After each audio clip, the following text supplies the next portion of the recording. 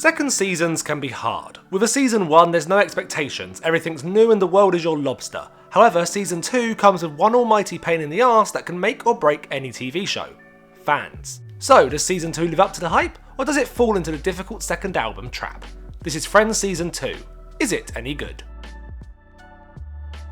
First of all, I think there's a very consistent feeling between the first and second season of Friends. I think these two are the classic era. They're seasons that hold a lot of nostalgia and really capture that feeling of being in your 20s in a big city and just desperately trying to get by.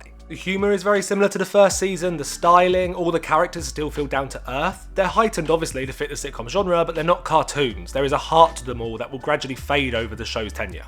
Also, although we get some sitcom-esque plots, which obviously isn't a bad thing, this, dear viewer, is a sitcom, a lot of them still feel pretty grounded and down to earth. We have a whole episode about money struggles, and it's very funny but also incredibly relatable. I have felt like the friend with no money many times over the last few years. However, for me the biggest change between the first and the second season of Friends is how this one uses its main story arcs. Season 2 has proper story arcs. Now you may think that Season 1 does, but honestly, you're an idiot. I kinda disagree. For me, an arc means things change, they shift, the story develops and grows over time, and in Season 1, it kinda doesn't. I don't really think you're an idiot, by the way. We have 24 episodes of Ross pining over the love of his life while she stays oblivious to his feelings, and it's good, it's why that first series is so easy to watch. But an arc? Not really. And the other storylines feel more like recurring characters and plot beats than an actual A to Z story. Rachel and Barry gets explored in a few episodes, but it's not exactly a main arc. Paolo is there for a bit, Ross has a monkey, I hate that fucking monkey. But again, none of these change the course of the show or the characters that much. It's very much faithful to the sitcom structure. Everything reverts back to normal by the time the credits roll. Season 2, however, is a little more adventurous. There's multiple plots that run over the course of a few episodes, with some running throughout the entire run. It feels more serialised and it's a nice change of pace. The Ross and Rachel plot never stays in the same place for too long. At first we have the love triangle with Julie, and they nearly get together before Rachel finds the pros and cons list, then we have her being annoyed at him, then the prom video, and finally they are together, and we watch their relationship begin. There's a full-on structure to it, and honestly it follows the story circle pretty faithfully while still changing the status quo of the group throughout. Friends, to almost lovers, to pissed off friends, to full-on lovers. And I think almost every beat of this plot is handled really well. Almost, we'll get onto that in a bit. First up, I kinda love the whole Julie love triangle story, which is a surprise because I usually despise love triangles and think most films or shows are ruined by this unnecessary horny shape. But I think one of the reasons it works in this is simply because love triangles just work better in comedy. In drama, they can sometimes be unnecessary. We don't need a love triangle subplot in a film where kids are fighting to the death. That's dramatic enough. The writers of Friends mine every joke they can out of the concept, leading to some of my favourite gags in the show. You!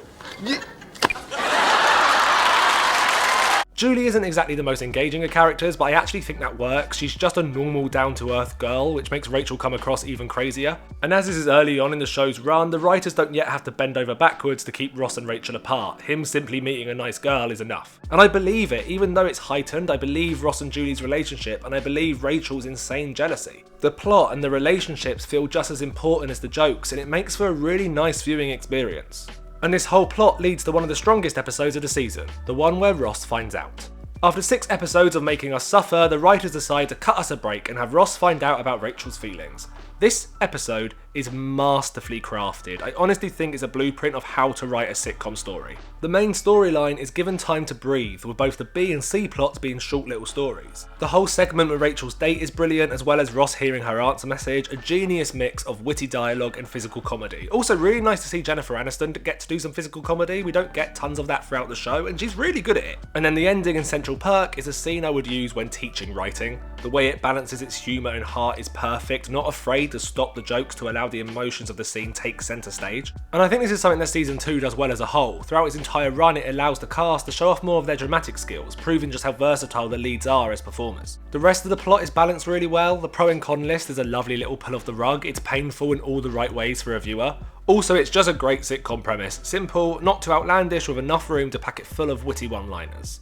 I did say not everything in this plot is great, and that's because the one with Ross is fucking nonsense. There's some nice things surrounding it. I quite like the fun Bobby plot, but the whole Ross shit is shit. It just takes a storyline that has actually been pretty grounded up to this point and makes it incredibly over the top. It breaks the immersion and almost the rules that have been created. I don't mind silliness, especially in a comedy, but it has to fit the world I've been watching, and I just don't think this one does. This feels more like we need to keep Ross and Rachel apart for a few more episodes, rather than a writer had an idea and everyone thought it was so good they had to do it. Does that make sense? Fuck it, yeah, I think that makes sense. Obviously, I can't discuss this series of Friends without mentioning the One With The Prom video. This episode is usually near the top of most fan rankings, and honestly, for good reason. It's incredibly well crafted, a proper dose of traditional sitcom plots, all building towards an ending that everyone watching wanted to see. However, the biggest talking point of the episode is of course the actual prom video itself. Now, flashbacks are dangerous. Like prologues in a novel, writers tend to use flashbacks far too much, with many being completely unnecessary. Flashbacks should have a purpose, and that purpose should be more than just, we need people to know this information and this is an easy way to do it. They should be both narratively and thematically meaningful. And this episode does that really well. The prom video is built into the episode. This isn't just a random flashback, but instead the crux of the plot. This is a trip down memory lane for the characters as well as the viewing audience.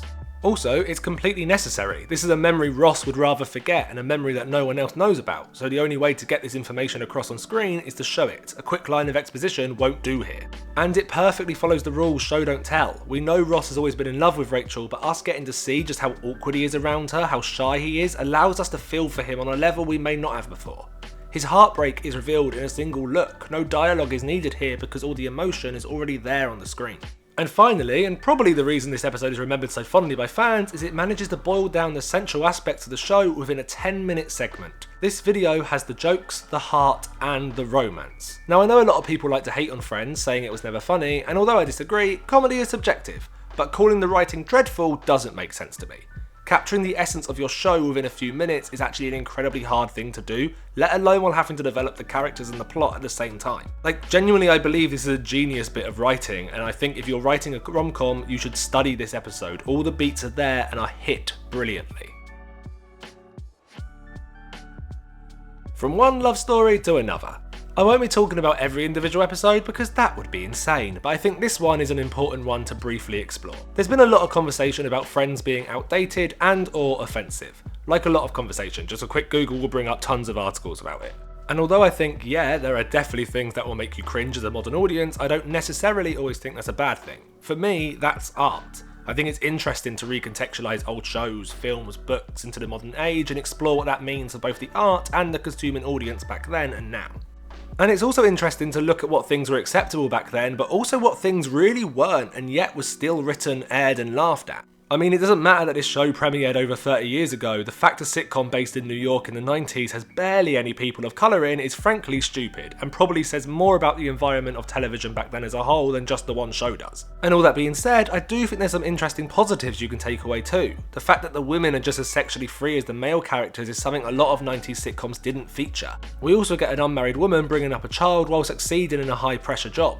It explores topics such as adoption, surrogacy, death, and even though some of the jokes surrounding Carol and Susan are a bit we still watch Ben being brought up by two loving mothers. And that's why I want to talk about the one with the lesbian wedding, because I think at its core it's a really lovely piece of television.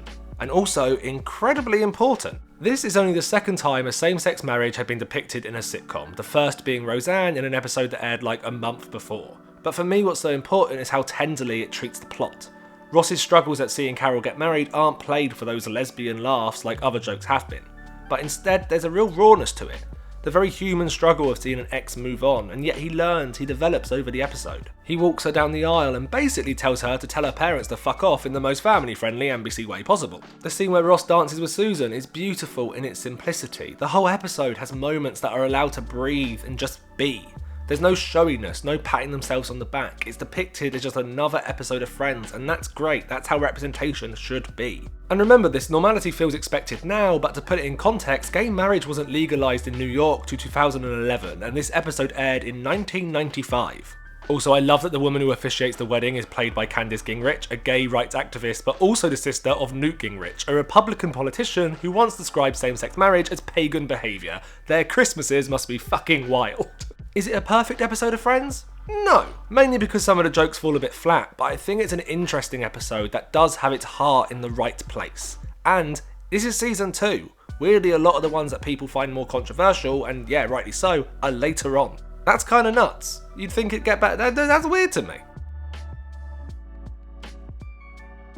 Richard is one of the best side characters in Friends. There's barely any competition. This is how you introduce a side character into an ensemble. The thing is, he fits the world. He doesn't fill out a place, but they don't force him to be like the main 6. He's older, and that's okay.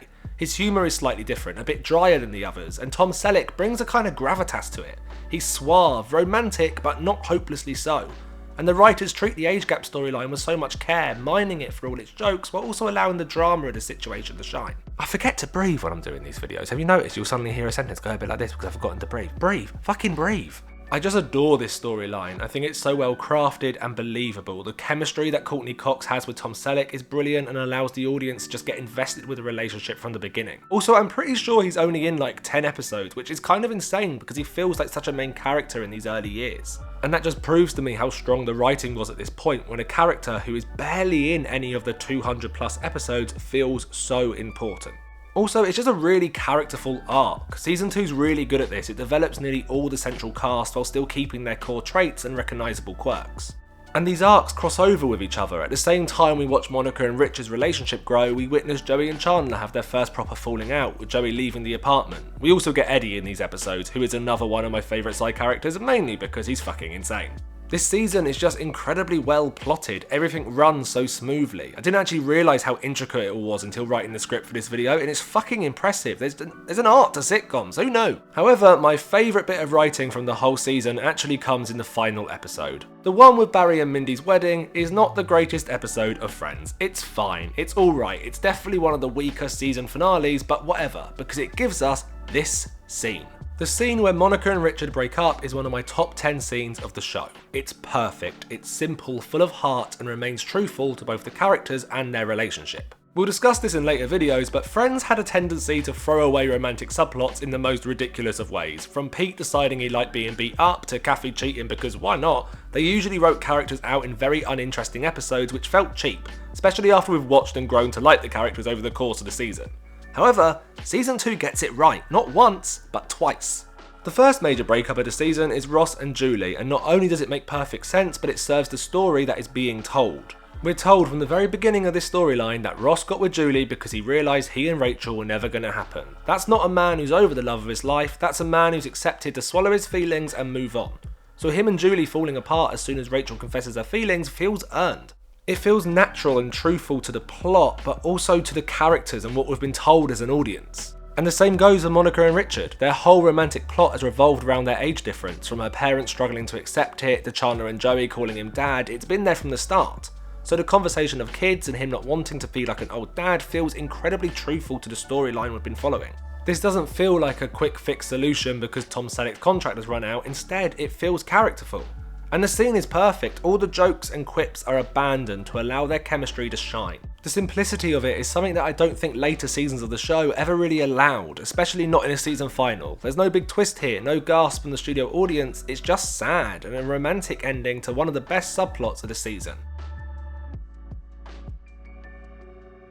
So I've done a lot of praise so far, but this season isn't perfect. There's a few weaker episodes in the mix. I've already discussed the stupid Russ one, and I can't stand the one where Mr. Heckle dies. He is not a character anyone cared about. Why do we get the twee sitcom ending of turning the lights off and closing the door? Fuck off, Chandler. Grow up. Also, the fucking monkey's back for a bit. I hate myself. The more I think about it, the more I realise I hate him. Honestly, put him down. Just do it. They tease me this season, they tell me he died, and before I can pop the champagne, they pull the rug from me, tell me he's alive, and I feel like shit.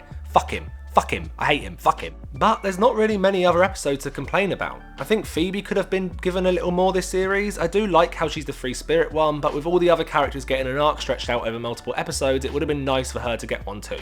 I guess she does have her dad and meeting her brother, but I don't know, that just feels weak to me. But overall, it's a bloody strong season. These videos will get longer in the future as we get into the show because there's more to say about the later seasons, but these first two, they're just good. They're funny, they have nice emotional moments, they're well directed. I like it. What can I say? I like it. Also, I know I said in the last video that I would talk about why Ross is secretly British, however, I realised that makes so much more sense to do in the season 3 video. So next time, Ross is secretly British. I'll even call the video with that. I promise, we'll get into it. He's British. But yeah, season 2 of Friends is fun. I think it's got some great sitcom episodes, such as the one with the 2 parties, or the one where Ross and Rachel bang beneath fake stars. The characters are all interesting without being too stupid. I just think it's good. Friends season 2 is good. Next time we'll be diving into season 3. We'll talk about the breakdown of Ross and Rachel, the issues with Pete, and an episode that I would call one of the greatest sitcom episodes of all time. Plus, why Ross is secretly British. British Ross. Bros. We'll talk about Bros.